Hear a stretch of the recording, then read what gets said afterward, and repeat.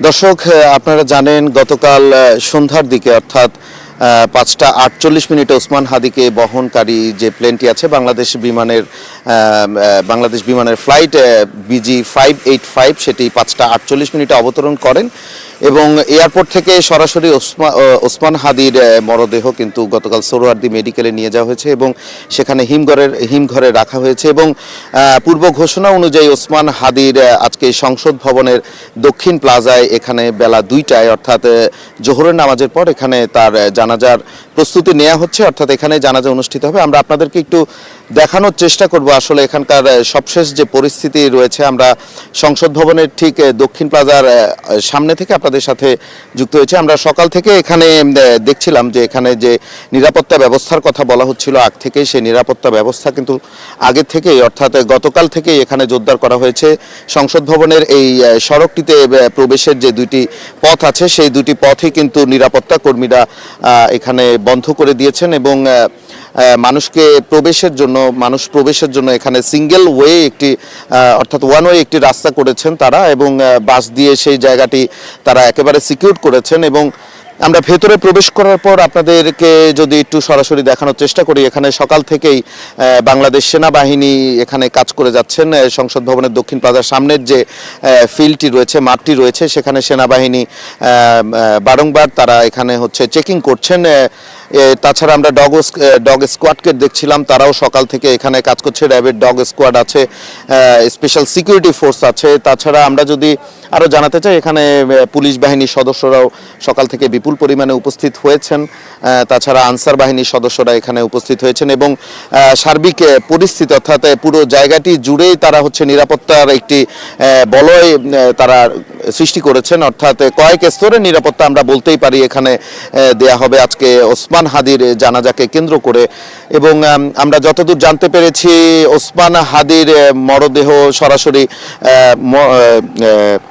হিমঘর থেকে বের করে মিছিলের মাধ্যমে সংসদ ভবনের এই দক্ষিণ প্লাজার এই প্রাঙ্গণে নিয়ে আসা হবে এবং এখানে প্রধান উপদেষ্টা সহ অনেকে উপস্থিত থাকার কথা আমরা এখন পর্যন্ত জানতে পেরেছি। তারা এখানে ওসমান হাদির জানাজায় উপস্থিত হবেন এবং মানুষের সমাগমের কথা যদি আপনাদের একটু জানাতে চাই, মানুষের সমাগম বিপুল একটি সমাগম হবে, সেটা কেন্দ্র করেই কিন্তু এখানে এই নিরাপত্তা বলয়টি সৃষ্টি করা হয়েছে। আপনাদের একটু জানিয়ে রাখতে চাই দর্শক, ওসমান হাদি ইনকিলাব মঞ্চের মুখপাত্র এবং জুলাই অভ্যুত্থানের অন্যতম পরিচিত একটি মুখ, যিনি ঢাকা ৮ আসন থেকে স্বতন্ত্রভাবে নির্বাচন করার কথা রয়েছিল, সম্ভাব্য প্রার্থী ছিলেন ঢাকা ৮ আসনের। কিন্তু গত 12ই ডিসেম্বর তিনি নির্বাচনী প্রচারণাকালে অর্থাৎ জুমার নামাজের পরে নির্বাচনী প্রচারণাকালে তিনি যখন পল্টনের কালভার্ট রোড ধরে যাচ্ছিলেন, তখন তিনি দুর্বৃত্তদের হাতে, সন্ত্রাসীদের হাতে তিনি গুলিবিদ্ধ হন এবং মাথায় গুলিবিদ্ধ হওয়ার পর তাকে ঢাকা মেডিকেল কলেজে হাসপাতালে ভর্তি করা হয়েছিল। সেখান থেকে পরবর্তীতে এভার কেয়ারে স্থানান্তর করা হলেও তার অবস্থা সংকটাপন্ন দেখে পরবর্তীতে তাকে সিঙ্গাপুর জেনারেল হাসপাতালে নিয়ে যাওয়া হয় এবং 15ই ডিসেম্বর সিঙ্গাপুর জেনারেল হাসপাতালে নিয়ে যাওয়া হয়েছিল এবং 18 ডিসেম্বর তার অবস্থা আরও সংকটাপন্ন হয় এবং 10টার দিকে আমরা জানতে পারি যে ওসমান হাদি মৃত্যুবরণ করেছেন এবং পরবর্তীতে গতকাল 19 ডিসেম্বর সন্ধ্যায় অর্থাৎ 3টা 50 মিনিটে সিঙ্গাপুর থেকে বাংলাদেশ বিমানের একটি ফ্লাইটে সিঙ্গাপুর টাইমে রওনা করে 5টা 48 মিনিটে ঢাকা হযরত শাহজালাল আন্তর্জাতিক বিমানবন্দরে অবতরণ করেন সেই বিমানটি এবং সেখান থেকে তাকে সরাসরি সোহরাওয়ার্দী মেডিকেলের হিমঘরে রাখা হয়েছে এবং সেখান থেকেই আজকে তার পূর্ব ঘোষণা অনুযায়ী আজকে এখানে জানাজা অনুষ্ঠিত হওয়ার কথা রয়েছে সংসদ ভবনের যে দক্ষিণ প্লাজা রয়েছে সেখানটিতে। এবং আপনাদের আরেকটু যুক্ত করতে চাই, আর একটু জানিয়ে রাখতে চাই, আজকে রাষ্ট্রীয়ভাবে শোক দিবস পালিত হচ্ছে ওসমান হাদির এই মৃত্যুকে কেন্দ্র করে। তিনি যেহেতু ইন্তেকাল করেছেন, পরবর্তীতে যেদিন বৃহস্পতিবার তিনি ইন্তেকাল করেছেন, সেদিনই রাতে প্রায় 11টা নাগাদ বাংলাদেশ সরকারের অন্তর্বর্তী সরকারের প্রধান উপদেষ্টা ডক্টর মোহাম্মদ ইউনূস জাতির উদ্দেশ্যে ভাষণ দেন এবং সেই ভাষণে আজ শনিবার অর্থাৎ 20 ডিসেম্বর জাতীয় শোক দিবস পালন করার তিনি ঘোষণা দিয়েছিলেন। তারই পরিপ্রেক্ষিতে আজ সরকারি, বেসরকারি, স্বায়ত্তশাসিত, আধা সরকারি যেসব প্রতিষ্ঠান আছে, তাছাড়া বাংলাদেশ মিশনের বাইরের যেসব বাংলাদেশ মিশনের অফিসগুলো আছে সেগুলো তো পতাকা অর্ধনমিত রাখা হবে শোক দিবসকে পালন করে কেন্দ্র করে। এবং এবং আমরা যদি আরেকটু জানিয়ে রাখতে চাই, ওসমান হাদির কথা একটু আগেই আপনাদের বলছিলাম। ওসমান হাদি কিন্তু কোনো রাজনৈতিক দল থেকে উঠে আসা কোনো ব্যক্তি নয়। তিনি মূলত জুলাই যে অভ্যুত্থান হয়েছে, জুলাই আগস্ট যে গণ অভ্যুত্থান হয়েছে, সেই অভ্যুত্থানের অন্যতম সম্মুখ সারির একজন যোদ্ধা ছিলেন এবং পরিচিত মুখ ছিলেন।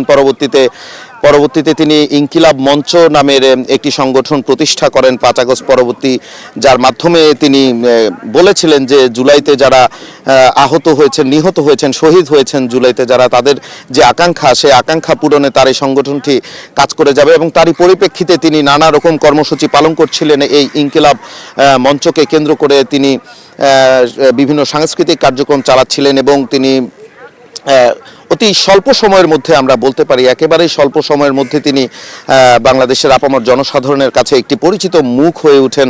একজন আন্দোলনকারী যেভাবে মানুষকে জাগাতে পারে তিনি সেভাবেই হয়তো কথা বলতেন। আমরা তার বক্তব্যও শুনেছি। তাছাড়া আরেকটু যদি অ্যাড করতে চাই, আপনাদের জানিয়ে রাখতে চাই, তিনি যে পতিত সরকার অর্থাৎ ক্ষমতাচ্যুত যে আওয়ামী সরকার, সেই আওয়ামী লীগের নিষিদ্ধের যে আন্দোলন ছিল, সেই আন্দোলনেও তিনি ওসমান হাদি অগ্রণী ভূমিকা পালন করেছিলেন। তিনি সম্মুখ সারির একজন যোদ্ধা ছিলেন, যাতে আওয়ামী লীগ সরকারকে উৎখাতের পরে আওয়ামী লীগকে যাতে রাজনৈতিকভাবে বাংলাদেশে রাজনীতি করার জন্য নিষিদ্ধ করা হয়, সেই আন্দোলনেও তিনি সম্মুখ সারির একজন যোদ্ধা ছিলেন। তাছাড়া জুলাই যেসব শহীদ আছে, একটু আগেই বলছিলাম, তাদের আকাঙ্ক্ষা পূরণে তিনি বিভিন্ন কর্মসূচি দিচ্ছিলেন। পরবর্তীতে আপনারা ইতিমধ্যে জানেন তিনি ঢাকা 8 আসন থেকে সম্ভাব্য স্বতন্ত্র প্রার্থী ছিলেন। তিনি নির্বাচন করার কথা ছিল এবং তারই পরিপ্রেক্ষিতে তিনি কিন্তু নির্বাচনী প্রচারণাও শুরু করেছিলেন। এবং পরবর্তীতে এই নির্বাচনী প্রচারণা কালেই, অর্থাৎ ইশতেহার, আমরা যদি একটু স্পেসিফিক বলতে চাই, ইশতেহার ঘোষণার, ত্রয়োদশ জাতীয় সংসদ নির্বাচনের ইশতেহার ঘোষণার কিছুদিন পরেই কিন্তু তিনি আসলে গুলিবিদ্ধ হন। গুলিবিদ্ধ অবস্থায় তার অবস্থা সংকটাপন্ন হয়। পরবর্তীতে বাংলাদেশ থেকে অন্তর্বর্তী সরকারের উদ্যোগে এবং মেডিকেল বোর্ড যারা ছিলেন তাদের সিদ্ধান্তেই তাকে কিন্তু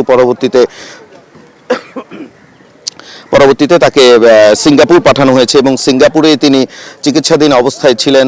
সেখানেও তার অবস্থা সংকটাপন্নই ছিল। আমরা নিয়মিতই খবর পাচ্ছিলাম, বিভিন্ন ডাক্তাররা নিয়মিত সেখান থেকে ব্রিফিং করছিলেন, জানাচ্ছিলেন যে ওসমান হাদির অবস্থা কিন্তু সংকটাপন্ন। এবং তারই ধারাবাহিকতায় আমরা বলতে গেলে সংকটাপন্ন একজন ব্যক্তির যেসব অবস্থা হয়, তার সবগুলো উপসর্গই সেখানে ছিল। এবং পরবর্তীতে তিনি কিন্তু গত 18 ডিসেম্বর মৃত্যুবরণ করেছেন এবং পরবর্তীতে তাকে 19 ডিসেম্বর অর্থাৎ গতকাল দেশে আনা হয়েছে। এবং আজ 20 ডিসেম্বর বেলা 2টায় অর্থাৎ জোহর নামাজের পর ওসমান হাদির জানাজা অনুষ্ঠিত হবে সংসদ ভবনের এই দক্ষিণ প্লাজায়। আপনাদের যদি ওসমান হাদির ব্যাপারে আরো একটু জানিয়ে রাখতে চাই দর্শক, ওসমান হাদি 1993 সালে বাংলাদেশে জন্মগ্রহণ করেন, 30 জুনে জন্মগ্রহণ করেছিলেন এবং তিনি শুরুতে কোনো রাজনৈতিক দলভুক্ত না থাকলেও এককভাবে আমরা যদি বলতে পারি তিনি বাংলাদেশের রাজনৈতিক এককভাবে একজন কর্মী হয়ে উঠেছিলেন এবং সবচেয়ে বড় কথা তিনি একজন বক্তা হয়ে উঠেছিলেন, যিনি বিভিন্ন বক্তব্য দিয়ে সোশ্যাল মিডিয়া সহ মানুষের মনে জায়গা করে নিয়েছিলেন, পরিচিত মুখ হয়ে উঠেছিলেন আমরা যদি বলতে চাই। তাছাড়া জুলাই, একটু আগে যেরকম বলছিলাম, জুলাই গণ অভ্যুত্থান পরবর্তী সময় গঠিত তার যে সংগঠন ইনকিলাব মঞ্চের মুখপাত্র হিসেবে তিনি কাজ করছিলেন এবং ঢাকা 8 আসন থেকে সংসদ সদস্য পদপ্রার্থী হিসেবে, সম্ভাব্য পদপ্রার্থী হিসেবে তার নির্বাচন করার ঘোষণা দিয়েছিলেন। এবং আরো যদি বলতে চাই, একটু আগে জানাচ্ছিলাম আওয়ামী লীগ নিষেধাজ্ঞা যে আন্দোলন এবং ভারতীয় অন্যতম একটি কথা যদি আপনাদের একটু জানিয়ে রাখতে চাই, তিনি ভারতীয় যে আধিপত্য, সে আধিপত্য বিরোধীর সক্রিয় রাজনীতির জন্য মূলত আলোচনায় আসেন পরবর্তীতে। দর্শক, আপনাদের এখন জানাচ্ছিলাম সংসদ ভবনের যে দক্ষিণ প্লাজা, সেখানে সবশেষ প্রস্তুতি হিসেবে তো এখানের আশেপাশের যে সড়কগুলো আছে, সড়কগুলোতেও আমরা সকাল থেকে প্রদক্ষিণ করছিলাম, দেখছিলাম সেখানে রাস্তাঘাট যেগুলো আছে, আইন শৃঙ্খলা বাহিনীর ব্যাপক উপস্থিতি সকাল থেকে এখানে আছে। তাছাড়া জানা যায় যারা অংশগ্রহণ করবেন, আমরা সাধারণত জানি যে সংসদ ভবনের দক্ষিণ প্লাজার সামনের যে উন্মুক্ত মাঠটি আছে, অর্থাৎ সামনে যে মাঠটি আছে সেটা সবসময় যদিও বহিরাগতদের প্রবেশ নিষেধ থাকে, তবে আমরা এখন পর্যন্ত সকাল থেকে যে